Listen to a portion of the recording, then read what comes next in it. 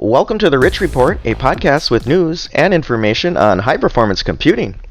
Today, my guest is from NetApp. We have Brendan Howe. He is the VP of Product and Solutions Marketing at the company.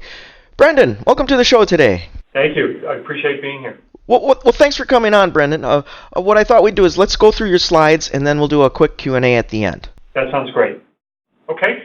Let's start by just outlining what we're going to talk about today. We'll do a quick recap on our observation and thinking around what's happening in the world of IT these days to set some context for the discussion. A quick review of our strategy as a company and what we're trying to do to take advantage of the market opportunities. And then some product talk around some net new things that we just announced, the new platforms, and some discussion around where they're positioned, where we see the opportunity, what value we provide. We'll wrap it up at the end.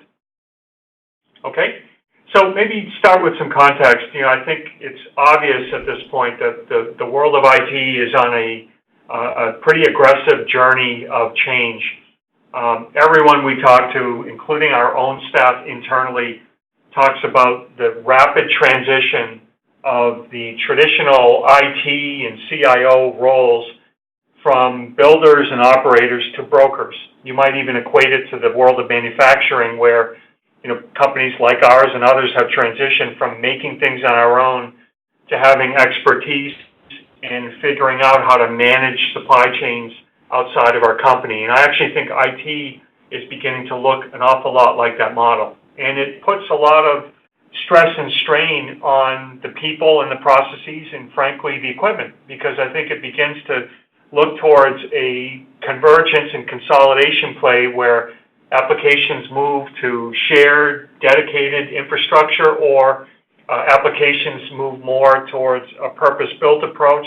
Purpose could be on-prem, purpose could be off-prem, and really we see that continued trend around forcing applications down a path of either part of a consolidation and sharing model or going down a path of dedicated and purpose-built with clear line of sight on what the goal is. So with that context, we're very focused on mapping products, technologies, and solutions towards that type of approach.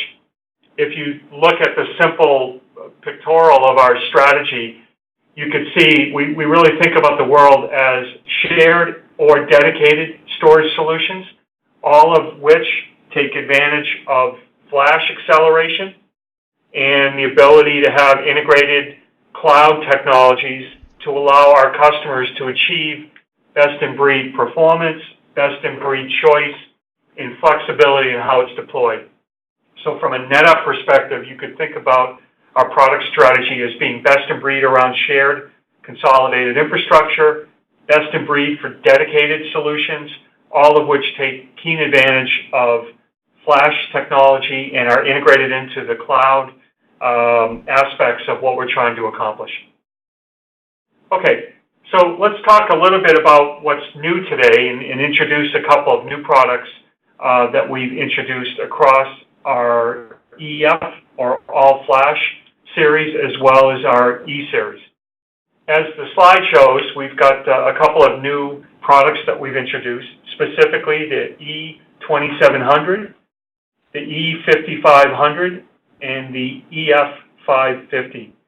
The ESeries products, the 2700 and the 5500, are part of our portfolio that provides superior price performance for SAN environments.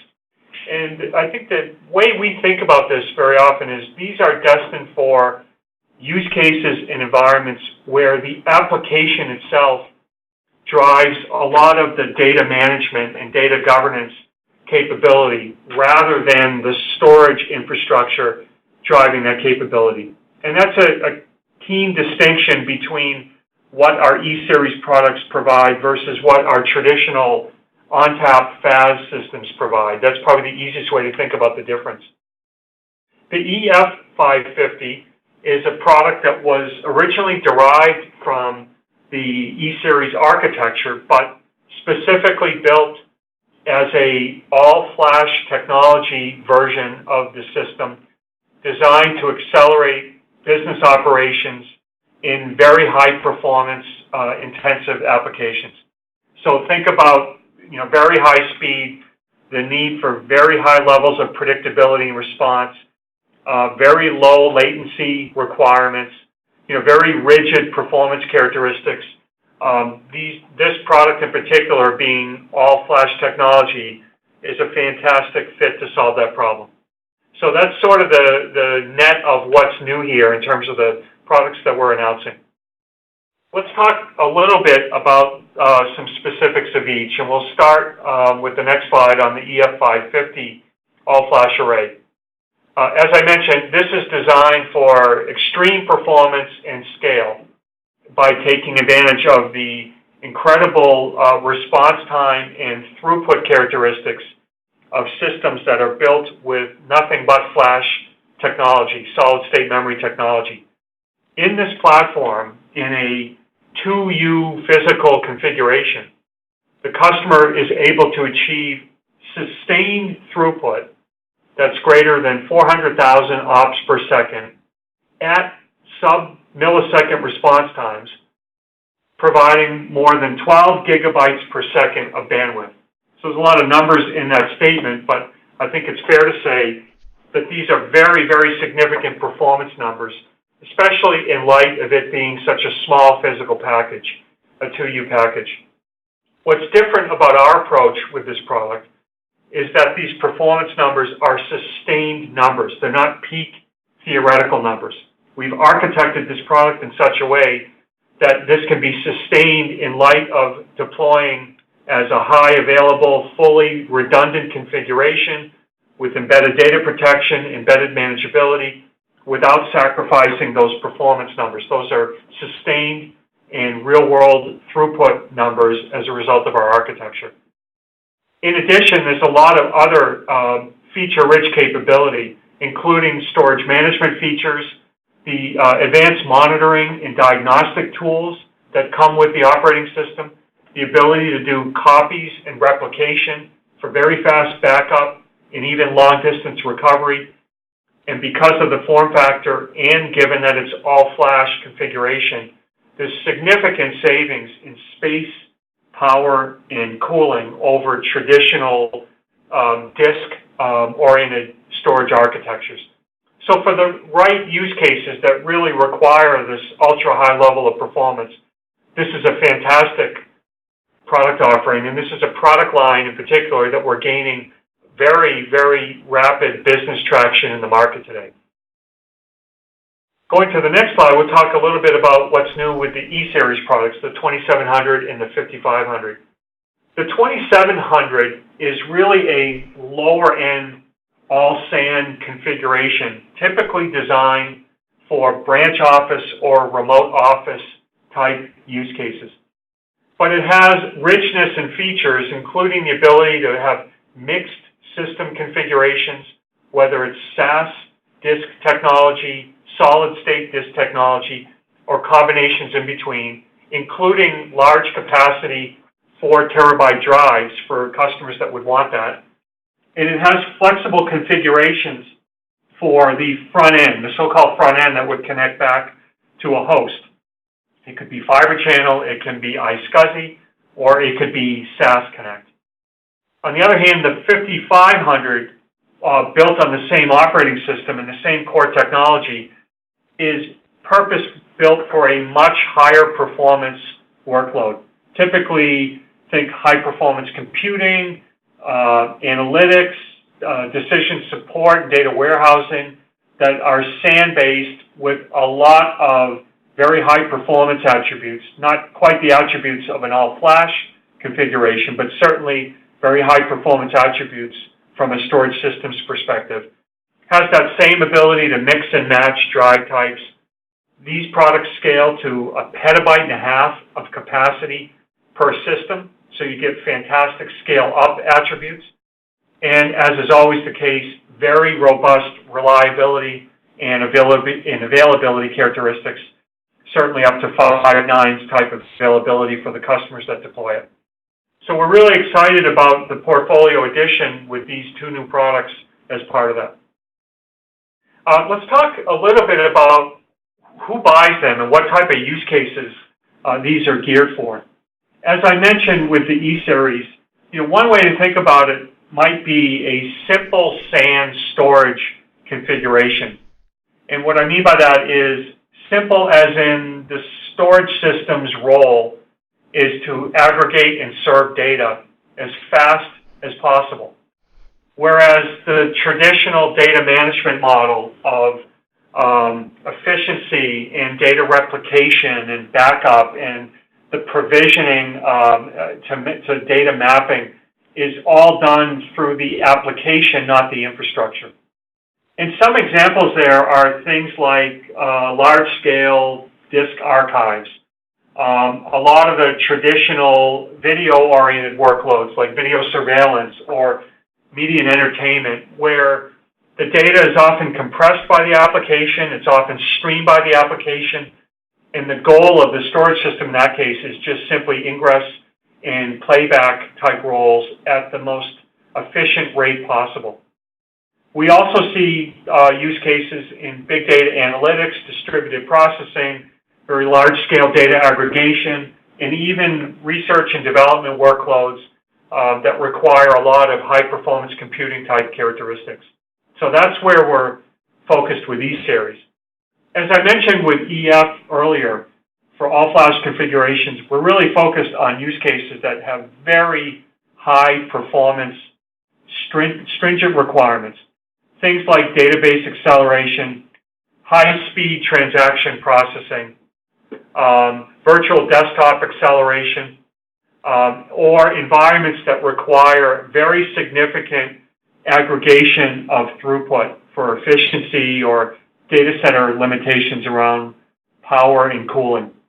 So I think as most of the market has seen, there's a lot of talk these days about flash products and all-flash configurations, and I think the areas around customer intelligence and order processing and business intelligence through database is probably really where most of that battle is occurring today, and it's a fantastic use case map to the ESeries and a fantastic opportunity for NetApp to be a market leader here.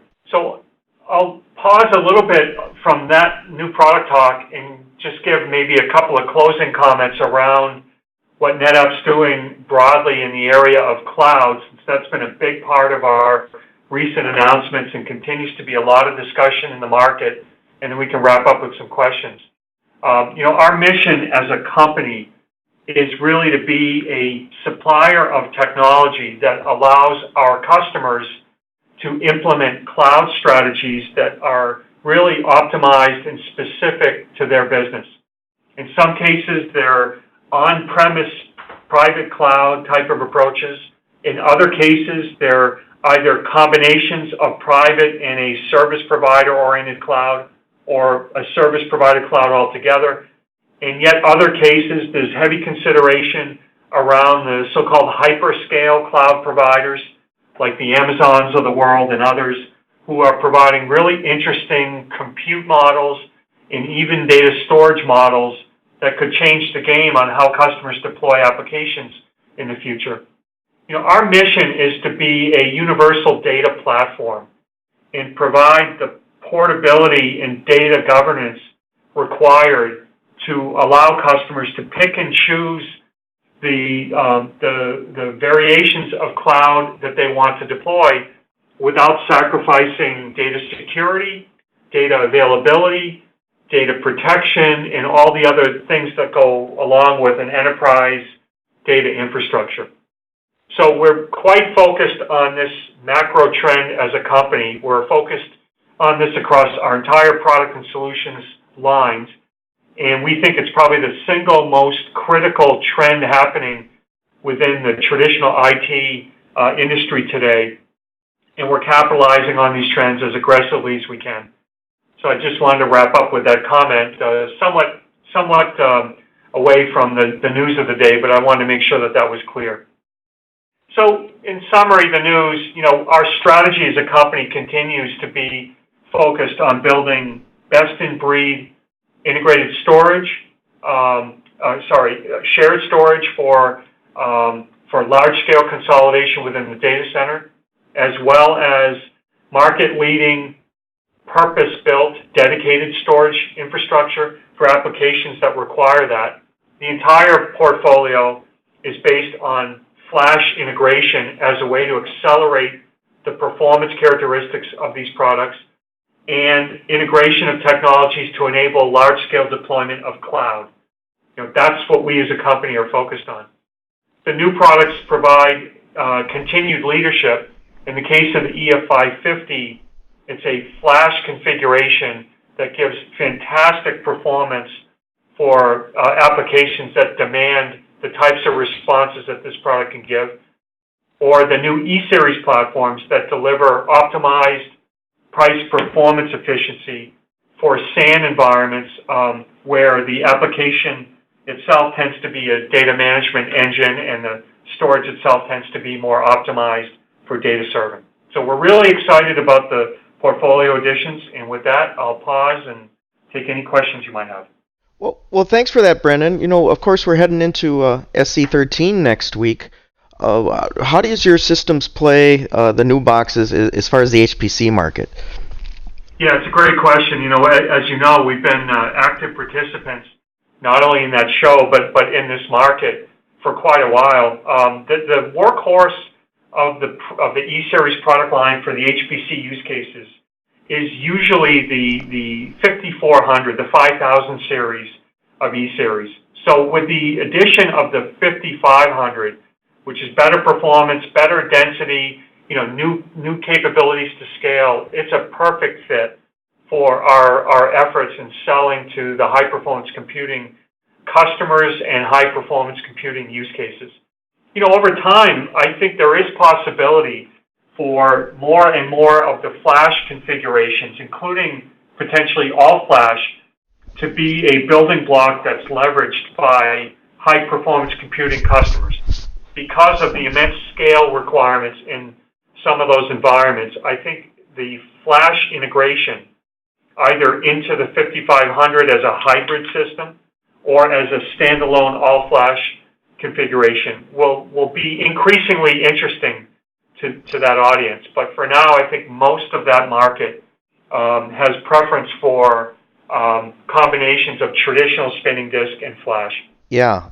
And do you think that'll be a function of how the flash cost comes down over time? Yeah, I think so. But, I think there remains a sizable delta between the cost of traditional disk and the cost of emerging flash. Yeah. And the key is, how do you put the right data on the more expensive media without the customer having to handhold all of that, right? So to the extent that we build systems that provide that combination approach, and we get smart about making sure that the data that's ultimately in highest demand is put on the highest performance media, I think customers can benefit from that without having to look at an all-flash configuration.